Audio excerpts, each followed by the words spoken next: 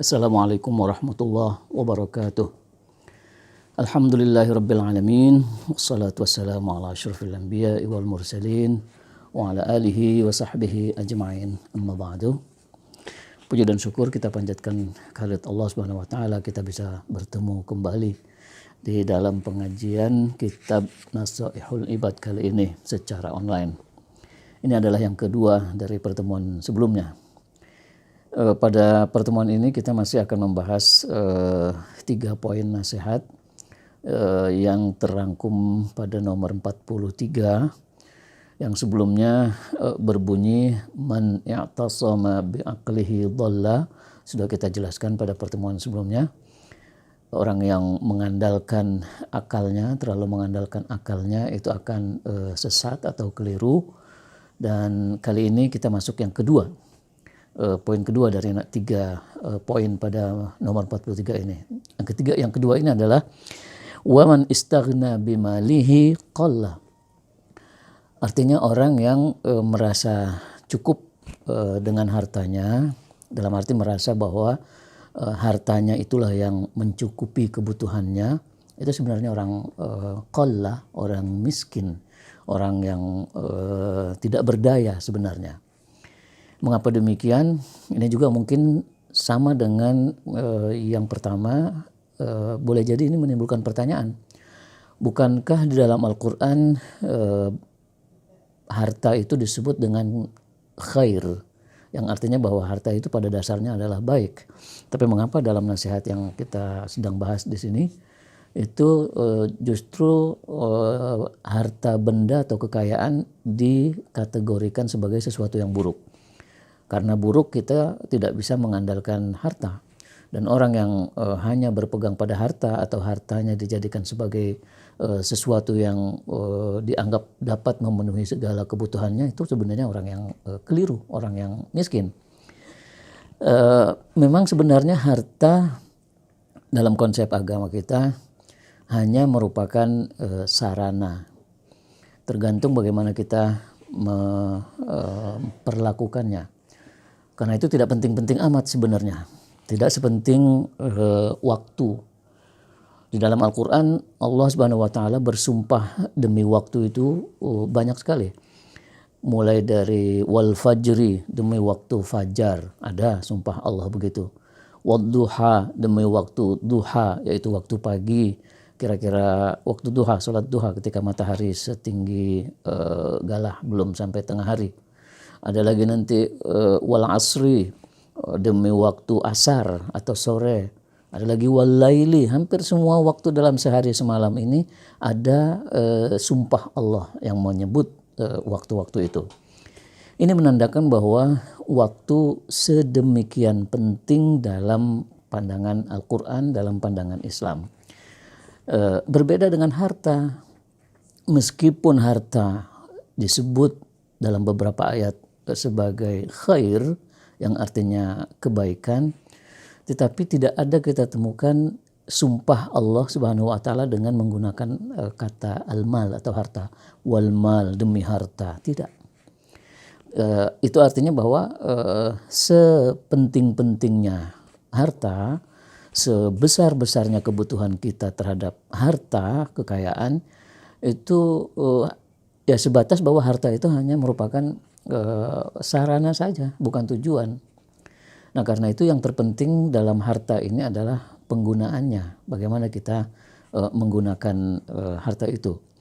Nah, yang ini di sini nasihat ini mengatakan waman istaghna bimalihi qalla. Orang yang merasa bahwa hartanya dapat melakukan apa saja yang dia inginkan, sebenarnya itu orang miskin. Memang banyak kita temukan orang-orang yang menganggap dengan kekayaannya dia bisa melakukan apa saja. Dan sedikit banyak itu benar. Kita punya uang, bisa beli HP mahal, bisa beli HP yang bagus. Kita punya uang, kita bisa beli mobil yang terbagus di kelasnya. Kita punya uang, kita bisa traveling kemana-mana, sesuka kita, keliling dunia, dan macam-macam gitu. Tapi sebenarnya di balik itu semua, kecenderungan manusia terhadap uang, terhadap harta, itu juga bisa menyesatkan, bisa juga merugikan pada akhirnya. Karena itu kita temukan di dalam Al-Quran sumpah Allah Subhanahu Wa Taala, bukan sumpah sebenarnya, ungkapan atau pernyataan Allah bahwa orang yang digandrungi atau dikendalikan oleh harta benda, oleh kekayaan, itu sebenarnya orang yang merugi. Wailul likulli humazatil lumazah, celakalah bagi orang-orang yang mengumpat. Alladzi jama'a malan wa 'addada. Siapa itu dia? Orang yang dimaksud celaka tadi adalah orang yang jama'a malan wa 'addada. Orang yang mengumpulkan harta dan menghitung-hitungnya. Menghitung-hitung itu maksudnya ini harta saya udah berapa? Investasi saya di sana sudah berapa? Kenaikan harga ini berapa dan pengaruhnya terhadap nilai investasi saya berapa. Itu terus dia dibebani oleh pikiran-pikiran yang semacam itu oleh kegiatan itu. Kemudian tidak berhenti sampai di situ. Gitu. Yahsabu anna malahu akhladah. Dia menyangka, mengira bahwa hartanya itulah yang membuatnya kekal abadi di dunia. Mungkin orang-orang kaya sekarang pun banyak yang menyadari bahwa dia akan mati. Artinya tidak meyakini bahwa hartanya bisa mengekalkan dia di hidup di dunia ini. Nah, yang dimaksud dengan ayat itu sebenarnya bukan berarti kemudian orang meyakini bahwa dengan memiliki harta benda banyak dia menjadi tidak akan mati, bukan itu. Tetapi orang yang meyakini bahwa hartanya lah yang membuat dia hidup semakin lama, langgeng, dikenang orang. Nah, itu antara lain pemaknaan ayat di situ. Yahsabu anna malahu akhlada. Dia berada di dunia ini unggul, berjaya, di atas rata-rata orang, itu karena hartanya. Nah, itu semua akibat salah dalam memanfaatkan harta benda. Akibat keliru dalam memahami makna harta itu sendiri. Yang di dalam konsep Al-Quran sebenarnya hanya sebatas sesuatu yang menjadi sarana, bukan tujuan. Nah, karena itu ketika Al-Quran menyebutkan al-mal atau harta ini dengan kosakata lain yaitu khair, ini nanti kita bisa temukan di dalam surat Al-Baqarah misalnya, kutiba alaikum idza hadara ahadakumul mautu in taraka khairan alwasiyatu lil walidain. Khairan di situ itu artinya mal atau harta. Disebutnya harta dengan kata khairan atau khairun di dalam Al-Quran itu mengindikasikan bahwa pada hakikatnya harta benda itu bisa kita arahkan, bisa kita gunakan untuk mencapai sebuah kebaikan gitu. Manusia-manusialah atau sebagian dari manusia saja yang kemudian memanfaatkannya secara tidak benar sehingga tidak lagi jadi baik. Ini dibuktikan dengan umpamanya sabda Nabi Muhammad SAW. Beliau pernah bersabda bahwa harta yang baik adalah harta yang dipegang oleh orang yang baik. Ni'mal malul salih fi yadi ar-rajul as-salih. Harta yang baik adalah harta yang dipegang oleh orang yang soleh. Mengapa begitu? Ya karena orang yang soleh, orang yang takut kepada Allah, orang yang benar-benar mengerti agama, itu mengerti bagaimana memanfaatkan hartanya. Setidak-tidaknya ketika sampai batas nisab yang harus dizakatkan, dia keluarkan zakatnya. Atau kalaupun tidak sekaku itu, kalaupun ada kita memiliki uang yang belum sampai batas nisab, kita merasa ada orang lain yang lebih rendah dari kita untuk kemudian kita bantu. Itu orang-orang soleh memanfaatkan harta sebatas itu. Tidak kemudian dikejar-kejar, waktunya habis untuk mencari harta sehingga dia kerugian yang lain, kehilangan yang lain. Nah, di sini ada orang pakar-pakar keuangan, pakar-pakar psikologi itu mencoba melihat bahwa memang di dalam harta, dalam mengumpulkan harta kekayaan itu yang diduga oleh sebagian orang itu dapat menimbulkan, melahirkan rasa bahagia, itu pada hakikatnya tidak.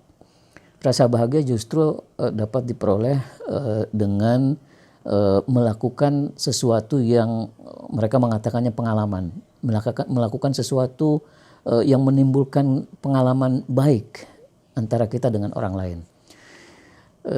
Kita bayangkan umpamanya betapa banyak orang-orang yang hanya makan-makan di warung kecil, di warteg katakanlah, warung-warung kecil, tapi dia mengajak temannya 1-2 orang, dia makan seadanya di situ dengan mungkin nilai harga makanan itu sepiring tidak lebih dari 15.000, 20.000 rupiah, tapi mereka merasa menikmati makanannya, menikmati suasana, menikmati keakraban, gitu. Karena memang ada pengalaman yang mereka lakukan. Mereka mampu menyisihkan waktu untuk bersama-sama dengan teman, dengan saudara, dengan orang lain. Tidak melulu waktunya dihabiskan untuk mencari dan mengumpulkan uang. Ini justru yang menimbulkan kebahagiaan. Karena itu sering juga kita temukan orang yang dikejar-kejar oleh waktu untuk terus mencari kebahagiaan, itu banyak yang kemudian keluarganya ternyata tidak bahagia. Bagaimana mungkin bisa bahagia? Pulang sudah larut malam karena pekerjaan, karena bisnis, karena macam-macam. Di rumah suami dan istri sama-sama sibuk dengan pekerjaannya. Anak-anak jarang bertemu dengan orang tuanya. Ini semua bisa mengakibatkan kekosongan di dalam hati orang yang bersangkutan. Nah, karena itu di barat pun sering kita temukan, berita-berita sering kita baca, ada orang yang dikenal punya harta yang banyak, punya rumah yang besar di mana-mana, kendaraannya juga banyak, tapi berakhir dengan bunuh diri, minum minuman keras atau minuman beracun, atau makan sesuatu secara berlebihan sehingga kemudian sakit dan mati. Yang bunuh diri juga ada. Apa yang kurang? Dia sudah punya harta, punya kekayaan, segala kemewahan dia miliki, tapi toh akhirnya dia bunuh diri. Nah itu tadi, karena ada kekosongan di dalam dirinya. Karena dia tidak punya waktu yang cukup untuk keluarganya, tidak punya waktu yang cukup untuk orang lain. Gitu. Padahal kebahagiaan itu antara lain juga bisa kita temukan dengan kebersamaan kita bersama saudara, bersama keluarga, bersama teman, dan yang lain-lain. Nah berikutnya, orang juga banyak menilai bahwa kebahagiaan justru kita peroleh dengan memberi, bukan dengan mencari harta. Memberi harta kita kepada orang lain yang membutuhkan itu menimbulkan kebahagiaan jiwa yang luar biasa. Nah, tidak heran kalau mungkin kita juga pernah mendengar, membaca berita, ada pengemis penarik gerobak yang kerjaannya dia memulung. Begitu dia melihat ada orang lain yang kelaparan, belum makan, itu dia bisa menyisihkan dari sebagian uangnya, dia serahkan kepada orang itu. Padahal siapa dia? Dia juga memulung, dia juga pekerjaannya ya hanya begitu. Dia juga mungkin uangnya tidak lebih dari kebanyakan, orang kebanyakan. Tapi dia toh masih bisa menyisihkan sebagian uangnya untuk orang lain. Ini karena memang dia memiliki hati. Dia tidak merasa uang itu adalah segala-galanya. Dia hanya memanfaatkan atau mencari uang sebatas sarana untuk kehidupannya. Nah itu, kita kembali kepada pesan yang sini, waman istaghna bimalihi qalla. Orang yang merasa cukup dengan hartanya dapat melakukan apa saja, memberikan apa saja kepada dirinya, itu sebenarnya bukan orang kaya, itu orang miskin.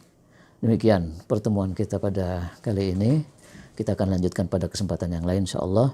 Assalamualaikum warahmatullahi wabarakatuh.